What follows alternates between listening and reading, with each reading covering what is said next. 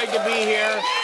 We got something for everybody tonight. Gwen Stefani is here to chat and to sing, and the team with the best record in Major League Baseball, the National League West champion Los Angeles Dodgers, Mookie Betts, is with us. Dare I say, one of the two greatest Mookies in baseball history. That's right. The postseason is about to begin. I watched the Mets play their way into the wild card game today. They were down, then they were up, then they were down again, then they were up. It was excruciating. I don't know if I can handle the Mets in the postseason and an election at the same time. It might actually kill me.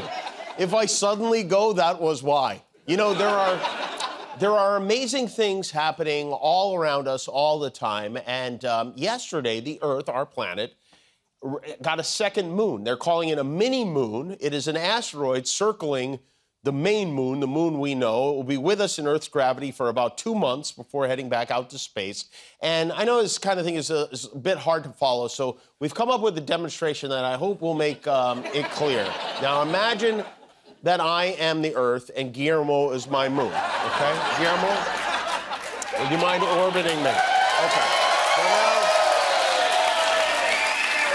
this is the Earth-Moon relationship that we're accustomed to, but now we have a mini moon that looks like this, and it will be... Hi, mini moon, how are you? Welcome. Hi, Jimmy. Hi. So for the next 8 weeks, the mini-moon will be orbiting like this, and then on November 25th, it will quite simply do this. It will wander back out into the universe, and be gone. Are you getting dizzy? A little bit. A little bit. Go back to your spot. All right. All right. Hopefully Donald Trump will be leaving our orbit in a couple of months, too. Trump was in Tuscaloosa on Saturday to take in the Alabama-Georgia football game. Here he is doing something that regular people do all the time, totally normal, throwing food at people behind a fence. Oh, here's a chicken finger for you. And you know, he treats people the same way they feed dolphins at SeaWorld. They're like, there you go. The king tossing bread to the peasants. Alabama won the game 41-34, but Trump called the head coach of Georgia today and asked him to find another 8 points. So we'll see. Trump was joined at the game in his luxury box by Georgia legend and human paternity suit Herschel Walker. And this is they were keeping an eye on what he ordered for lunch. He ordered for himself 2 Filet-O-Fish sandwiches, some hot dogs, a Domino's pizza, and a Diet Coke. He's on the never see your penis again diet. And that's not a food order. That is an assassination attempt. It should be reported to the FBI. George Washington was also in Michigan over the weekend where, you know, he's been calling on Democrats to dial down the rhetoric. I guess that only applies to them. Kamala is mentally impaired. Joe Biden became mentally impaired. Kamala was born that way. She was born that way. And if you think about it, only a mentally disabled person could have allowed this to happen to our country. Anybody would know this. What a lovely individual he is. And you'd think he'd be more sensitive considering he has 2 sons who are mentally impaired. But he really is, I have to say, I think he's flailing right now. He said so much crazy stuff this weekend. He said he wanted to close the Department of Education. He again claimed he won the debate by a lot. He threatened to prosecute Google because he believes they show bad search results about him. He said the people you see leaving his rallies, it looks like they're leaving. They're not really leaving. He complained that Fox News shouldn't be allowed to show Kamala Harris speaking. He rambled more about Kamala not working at McDonald's. He referred to migrants as animals. He suggested that the way to end crime would be to have one really violent day, one rough hour that would solve everything, like the purge, and so much more. If anyone in your life had a weekend like this, you'd be concerned. Like if your dad had a series of similar outbursts, you'd call your siblings to figure out what to do. And every time he goes too far, these Republicans, they say, you know, I just wish he would stick to policy. Well, he doesn't. He never has, and he never will. He doesn't care about policy. He cares about how unfairly he's treated and why hairspray sucks and the Mar-a-Lago showerheads. That's what he cares about. We're 5 weeks out from the election, and Trump is talking about this. They have a phone app so that people can come into our country. These are smart immigrants, I guess, because most people don't have any idea what the hell a phone app is. I feel like we do. I feel like we have a pretty good... You have to understand, to Trump, an app is the mozzarella sticks he eats before he eats the other mozzarella sticks, so... And these comments, by the way, they aren't written out for him. They're off the cuff. Why didn't you do it? You know, she's been here almost 4 years. I'm going to do this. I'm going to do that. Reading off a teleprompter. Isn't it nice to have a president that doesn't need a teleprompter? And let's go ahead and circle this. Only Donald Trump would say he doesn't need a teleprompter while reading off 2 teleprompters. Or maybe those are sneeze guards he bought when the Sizzler in Palm Beach went out of business. And then for the large community of blue-collar workers who showed up to see him in Erie, Pennsylvania, he shared this charming and relatable nugget. I know a lot about overtime. I'd hated to give overtime. I hated it. I'd get other people, I shouldn't say this, but I'd get other people in I wouldn't pay. I hated it. And don't get me started on maternity leave. This is why he's so beloved by the middle class. The only thing he hated more than paying his employees overtime was paying his employees at all. And Trump now isn't the only... This has become a thing now in the Republican Party. In Virginia, there's a congressional candidate named Derrick Anderson. I guess he wanted to fit in with the JD Vance-approved model of a family values guy. But since he doesn't have a wife and kids, his campaign has been sending out photos of Derrick with a woman and 3 girls who are not members of his family. That is his friend's wife and their kids.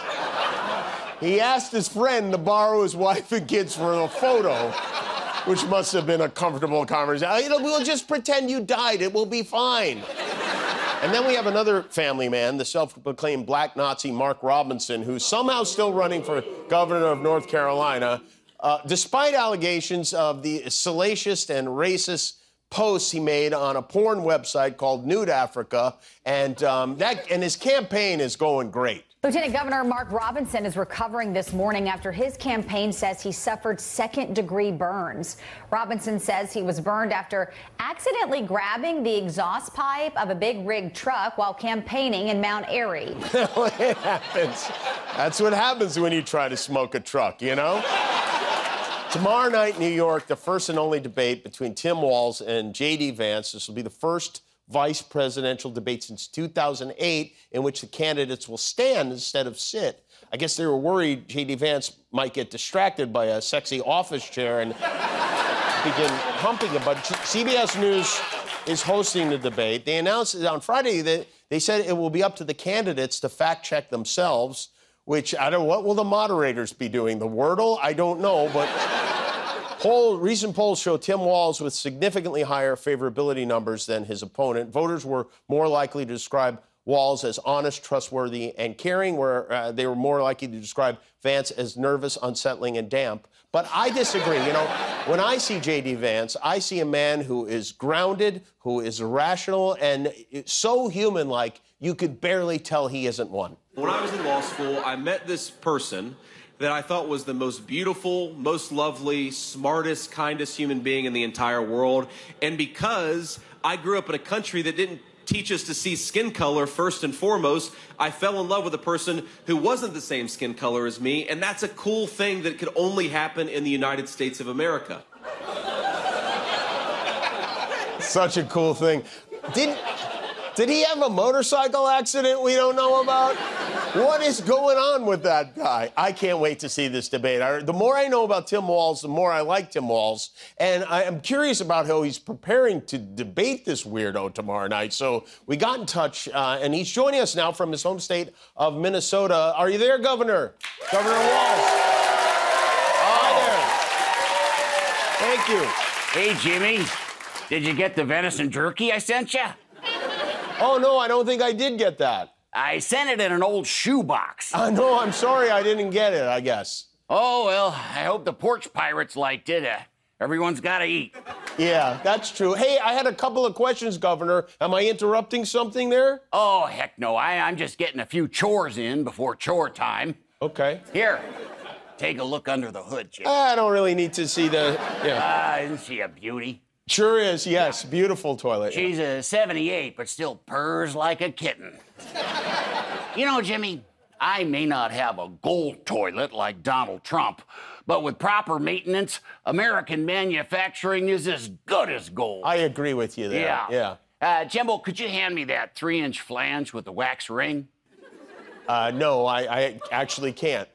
Oh, right, because you're in a different location. Yes, I am somewhere else. Yeah. Hey, I was wondering what areas that you're hoping will be covered in the debate tomorrow. Well, we got to unclog the economy and get things flowing again. Right, yes. Can you believe this toilet snake's been in my family for 5 generations? I kind of can, yeah, actually. Yeah. You know, Jimmy, some snakes solve problems, but snakes like Donald Trump and JD Vance want to give tax cuts to their rich buddies and leave the middle class hanging like a fat walleye dangling from a Rapala ripping wrap. Do you fish, Jimmy? Yes, I do fish, but I was going to ask you about... Don't listen to him, Jimmy! Tom Walz is evil incarcerated! Oh, why? It's your fellow Minnesotan MyPillow CEO Mike Lindell. What a surprise. Hey, hiya, Mike. I've missed you the last couple years at the state fair.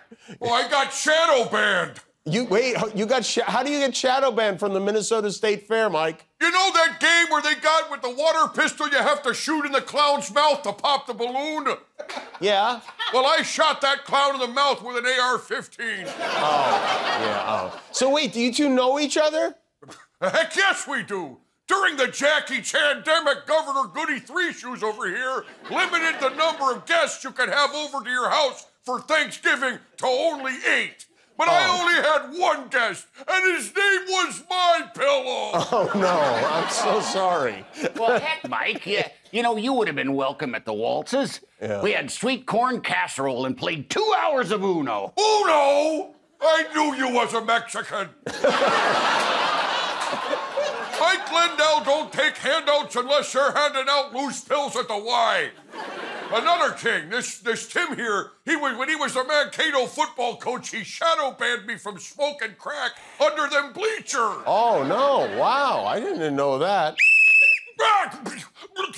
Hey, now time out here.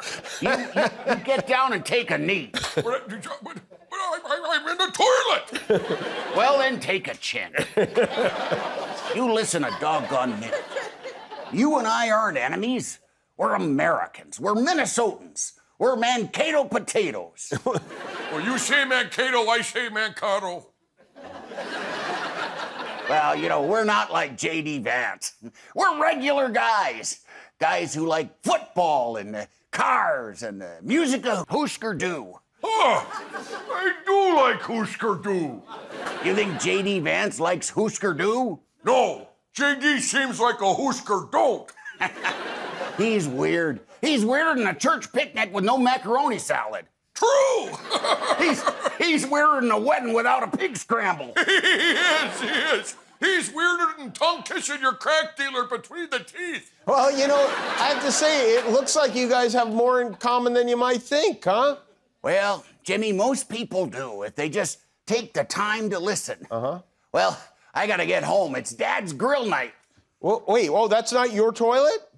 Oh, heck no. Yeah, I'm at my elderly neighbor's house. Old Mrs. Lindell. What? You're in my mother's house? She told me she was fumigating all year. That's why I had to stay away. Oh, no, that's a hell of a way to find out. Oh, no. Oh, my gosh. You're welcome, Mrs.